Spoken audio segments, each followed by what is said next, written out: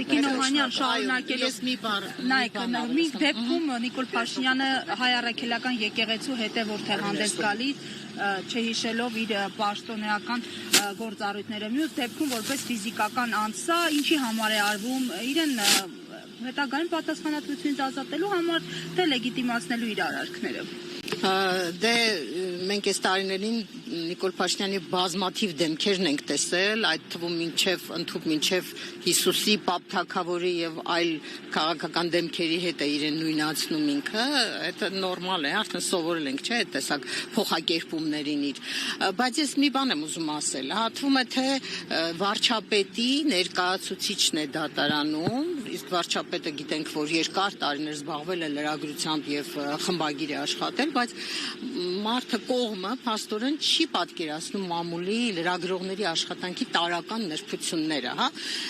Հոդվածը, ցանկացած հոդված, դա իրավաբանական տեքստ չի, որ դու դնես սպեկտրալ անալիզ անես եւ ամեն բառը բերես համապատասխանեցնես օրենքին, ամեն բառի հետ կապված առանձին հարց տաս։ Հոդվածի հեղինակները սարկազմ են անում, հումոր են անում, տարբեր զուգահեռներ են անցկացնում, կարող է պամֆլետ լինել, կարող է ծաղր լինել։ Հիմա դուք պատկերացնում եք, ասենք, 4-րդ իշխանությունը ունի շարք, չէ՞, այդպես երազների շարք։ Հիմա նույն հաջողությամբ կարող է վաղ Նիկոլ Փաշինյան դիմի, ասի Նիկոլ Փաշինյանի երազը, որ նկարագրում է, այդ երազի մեջ գրած բաները չեն համապատասխանում իրականությանը։ Կան թերթեր ունենք, կայքեր ունենք, օրինակ իրավունք թերթը ունի բամբասանքի խորագիր, չէ՞, բամբասանքի տակ ներկայացնում են բան։ Ի վերջո, լրատվամիջոցը նրա համար չի, որ միայն զուտ փաստական տեղեկություններ հրապարակի, ինքը կարող է վերլուծություններ անել, հումոր անել, կարող է հարցադրումներ անել, ռետորական հարցադրումներ անել, կարող է զուգահեռներ անցկացնել, կարող է իր ոճի մեջ իրեն պատասխանել։ Մինչև 2018-ը Փաշինյանը կարողացել է այդ ոճով ստեղծագործել ազատորեն։ Ստացվում է մինչև 2018-ը մենք ավելի ժողովրդավար երկրում էինք ապրում, քան հիմա, որ նշում է, որ ժողովրդավարության ու թափանցիկության բաստիոն են։ Այո, եւ ես ասեցի մի քիչ առաջ, չէ, որ ինքը տարիներ շարունակ ազգային ժողովի ամենաբարձր ամբիոնից հնչեցնում էր օդում կախված լուրերի համաձայն եւ բազմաթիվ տեղեկություններ, պնդումներ էր անում, այսինքն այդ իր ցանկացած ելույթից հետո իրեն կարող էին դիմել դատարան, նույն, չգիտեմ, Սամվել Ալեքսանյանի, Հովիկ Աբրամյանի, ում դեմ ասեց։ Չեն ֆայմել իշխանությունը։ Չեն ֆայմել։ Հիմա օրինակ կաթողիկոսը սրբազանները չեն ֆայմել, բայց ով էլ որ ֆայմում է, դիմում է, դատարանները հակառակ որոշում են կայացնում։ Եվ մի բան էլ եմ ուզում էլի արձանագրել, հա, ես շատ լոյալ, շատ լավ էի տրամադրված, մտածում եմ, որ դատարանն է, քաղաքացիական դատարանն է, հա, սա քրեական դատարան չի, քրեականները դե գիտենք, որ կաշկանդված են այդ որոշումները կայացնելուց, բայց քաղաքացիական դատարանը գոնե պիտի տարբերվի, մի քիչ ավելի անկախ լինի, չէ՞, բայց տեսեք, ասենք նախորդ նիստն արել է առանց մեր մասնակցությամբ, դատարանը չի հաշվի չի առել, որ դիմացը լրատվամիջոց է, լրատվամիջոցի ներկայացուցիչը ներկա չի դատական նիստին, ինչու՞ ես դու նիստ անում եւ հապճեպ այդ ապացույցների բեռի բաշխում ես անում։ Երկրորդը գալիս է վարչապետի ներկայացուցիչը, որը թվում է թե ամբողջ օրը լայվ է մտնում, ելույթներ է ունենում, չէ, ամենտեղ ասում է եկեք ինձ հարցեր տվեք, ես պատրաստ եմ պատասխանել, եկեք իմ հետ բանավիճեք եւ այլն։ Իր ներկայացուցիչը թույլ չի տալիս, որ այս լրատվամիջոցները լուսաբանեն ուղիղ դատական նիստը։ Ու դատարանն էլ բավարարում է անմիջապես իր պահանջը։ Ինչու՞ ես բավարարում։ Բա մի հատ չես հարցնում, ասես պատճառը ո՞րն է, կողմ, երիտասարդ, քեզ համար շատ լավ հարթակ է, ելույթ ունենալու, խելացի մտքեր արտահայտելու, այսինքն նպատակահարմար չեն գտել, այսինքն սա ցույց է տալիս, որ ինչ որ հարց կա, որ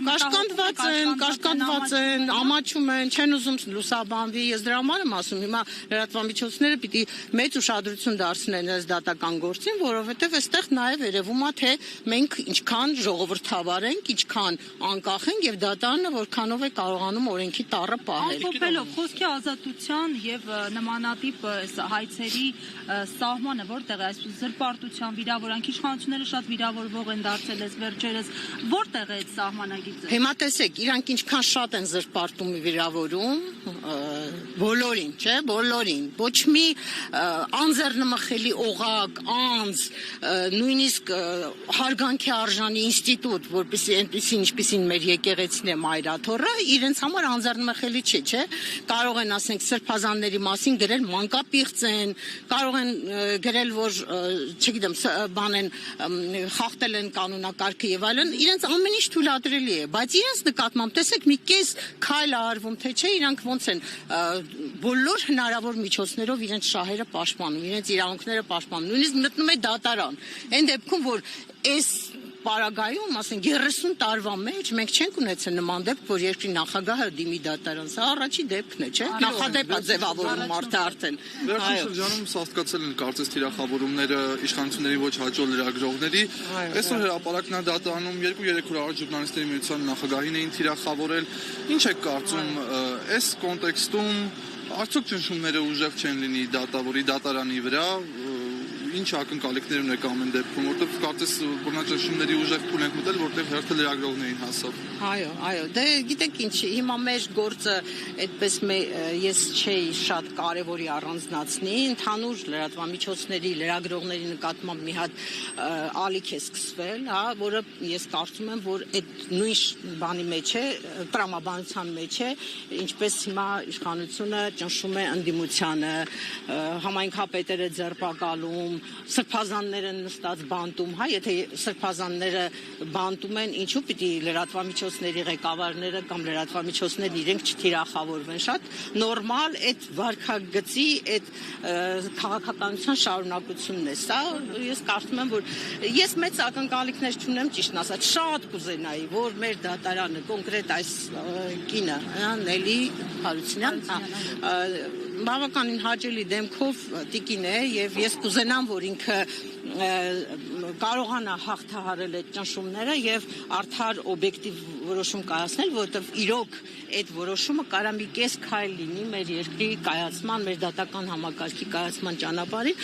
բայց նաեւ տենց պատրանքներ չունեմ։ Ես վստահ եմ, որ մենք շարունակելու ենք մեր պայքարը, գնալու ենք եւ վերաքննիչ եւ վճռաբեկ եւ եթե կհարկ լինի Եվրոդատան, Դերասի Դմիտրի Մադարը Մեր գնալու կարիք չէր շատ լավ կլինի։ Այդքան հուզող հարցի պատասխանը ումից պիտի լսենք դավաճանել է։ Գիտենք, ես կարծում եմ, որ այդ հարցը պատասխան չենթադրող հարց էր իրականում, դա իրեն պատասխան էր եկեղեցու դեմ արած այդ իր գրառումներին, այդ իր պահվածքին, այս արշավին, հա, եկեղեցու դեմ, որ ինքը սկսել է։ Դրա համար երբ որ ինքը դադարեցնի եկեղեցու դեմ արշավը, մենք էլ կհրաժարվենք այսպիսի հարցադրումներ անելուց, ասենց ասեմ։ Կարծում եմ, որ ծափահարել կարելի է միայն Նիկոլ Փաշինյանին։ Այն էլ եկեղեցու ներսում, չէ՞։ Պատարակի ժամանակ։